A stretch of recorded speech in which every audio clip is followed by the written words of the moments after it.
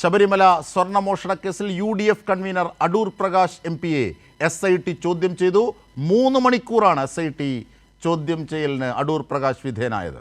ഷീജ വിവരങ്ങളുമായി ചേരുകയാണ്. ഷീജ, കൈരളി ന്യൂസ് ചോദിച്ച ഷീജ ചോദിച്ചത് പോറ്റിയുമായുള്ള ബന്ധങ്ങളാണോ ചോദിച്ചത്? അവിടെ കൃത്യമായ ഉത്തരം പറയാനോ പറയാതിരിക്കാനോ അടൂർ പ്രകാശിന് കഴിഞ്ഞില്ല. അടൂർ പ്രകാശ് അവിടെ തപ്പുകയാണ്. പോറ്റിയുമായുള്ള പ്രശ്നങ്ങളൊക്കെ ചോദിച്ചു എന്നാണ് അടൂർ പ്രകാശ് നമ്മളോട് പറഞ്ഞത്. എത്ര മണിക്കൂർ ചോദ്യം ചെയ്തു SIT? എന്തൊക്കെയാണ് ചോദ്യം ചെയ്യലുകളിൽ അടൂർ പ്രകാശിനെതിരെ പിൻ പോയിന്റ് ചെയ്തത്?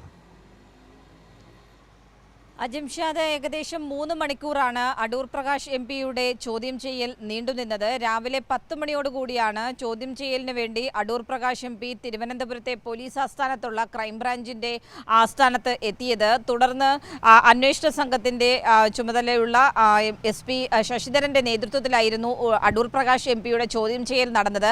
പ്രധാനമായും അടൂർ പ്രകാശ് MP-യുടെ ചോദ്യം ചെയ്യൽ എന്ന് പറയുന്നത് SITക്ക് അറിയാനുണ്ടായിരുന്ന കാര്യങ്ങൾ ഇവയാണ്. അതായത് അടൂർ പ്രകാശിന് എന്ത് തരം ബന്ധമാണ് ഈ കേസിലെ പ്രതികളായ ഉണ്ണികൃഷ്ണൻ പോറ്റിയുമായും ഗോവർദ്ധനുമായും ഉള്ളത് എന്നുള്ളതാണ്. കാരണം ഉണ്ണികൃഷ്ണൻ പോറ്റിയുമായി നിരവധി ഇടങ്ങളിൽ ഈ അടൂർ പ്രകാശ് MP കൂടിക്കാഴ്ച നടത്തിയിട്ടുണ്ട്. അത് കേരളത്തിനകത്തുണ്ട്, കേരളത്തിന് പുറത്തുണ്ട്, ദില്ലിയിലുണ്ട്. അങ്ങനെ അതുകൊണ്ട് തന്നെ വിവിധ ഇടങ്ങൾ കേന്ദ്രീകരിച്ചുകൊണ്ടാണ് ഈ കൂടിക്കാഴ്ചകൾ നടന്നിട്ടുള്ളത്.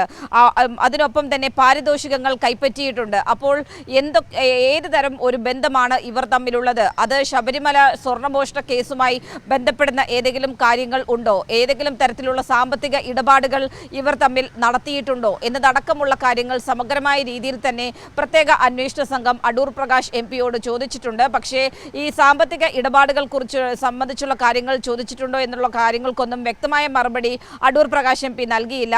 മറിച്ച് നമ്മൾ ചോദിച്ചതുപോലെ ഉണ്ണികൃഷ്ണൻ പോറ്റിയുമായുള്ള ബന്ധത്തെക്കുറിച്ചായിരുന്നോ ചോദ്യം ചെയ്യൽ എന്ന് പറയുമ്പോൾ അതടക്കമുള്ള കാര്യങ്ങൾ ചോദിച്ചിട്ടുണ്ട് എന്ന് മാത്രമാണ് അദ്ദേഹം മറുപടി പറഞ്ഞത്. കൂടുതൽ കാര്യങ്ങളിലേക്ക് മറുപടി പറയാൻ തയ്യാറായില്ല. ഇനി വീണ്ടും ചോദ്യം ചെയ്യലിന് ഹാജരാകേണ്ടതുണ്ടോ, അങ്ങനെ എന്തെങ്കിലും SIT പറഞ്ഞിട്ടുണ്ടോ എന്ന് ചോദിക്കുമ്പോൾ അദ്ദേഹം പ്രകോപിതനാകുന്ന ഒരു കാഴ്ചയാണ് നമുക്ക് കാണുവാൻ വേണ്ടി സാധിച്ചിട്ടുണ്ടായിരുന്നത്. ഏതായാലും SIT പ്രധാനമായും ഈ അടൂർ പ്രകാശ് MP-യിൽ നിന്നും ഇതുമായി ബന്ധപ്പെട്ടുള്ള കാര്യങ്ങൾ, പ്രത്യേകിച്ചും ഉണ്ണികൃഷ്ണൻ പോറ്റിയുടെ വീട്ടിലടക്കം അടൂർ പ്രകാശ് MP നിരവധി തവണ പോയിട്ടുണ്ട്. ബംഗളൂരുവിൽ വെച്ച് കൂടിക്കാഴ്ച നടത്തിയിട്ടുണ്ട്. അവിടെ വെച്ച് ഉപഹാരം കൈപ്പറ്റിയിട്ടുണ്ട് ഉണ്ണികൃഷ്ണൻ പോറ്റിയിൽ നിന്ന് അടൂർ പ്രകാശ്. ഇതിന് പുറമെയാണ് ദില്ലിയിൽ സോണിയാഗാന്ധിയുമായിട്ടുള്ളൊരു കൂടിക്കാഴ്ചയിൽ ഉണ്ണികൃഷ്ണൻ പോറ്റിക്കും ഗോവർദ്ധനുമൊപ്പം അടൂർ പ്രകാശ് MP-യും ഉള്ളത്. അപ്പോൾ ഇതടക്കമുള്ള കാര്യങ്ങൾ തെളിവുകളുടെ അടിസ്ഥാനത്തിലാണ് ചോദ്യം ചെയ്യലിന് അടൂർ പ്രകാശിനോട് ചോദിച്ചത്. ഇനിയിപ്പോൾ അടൂർ പ്രകാശ് നൽകിയ മറുപടിയുടെ അടിസ്ഥാനത്തിൽ അടൂർ പ്രകാശിനൊപ്പം തന്നെ അവിടെ ക്രൈംബ്രാഞ്ച് ആസ്ഥാനത്ത് തന്നെ മറ്റൊരു മുറിയിൽ ഉണ്ണികൃഷ്ണൻ പോറ്റിയെയും ചോദ്യം ചെയ്യുന്നുണ്ടായിരുന്നു. ഈ മറുപടികളുടെ അടിസ്ഥാനത്തിൽ ഉണ്ണികൃഷ്ണൻ പോറ്റിയിൽ നിന്നും കൂടുതൽ വിവരങ്ങൾ SIT തേടിയിട്ടുണ്ട്. ഇനി ഈ രണ്ടുപേരുടെയും ചോദ്യം ചെയ്യൽ തുടരുകയാണ് ഇപ്പോഴും, അല്ലേ?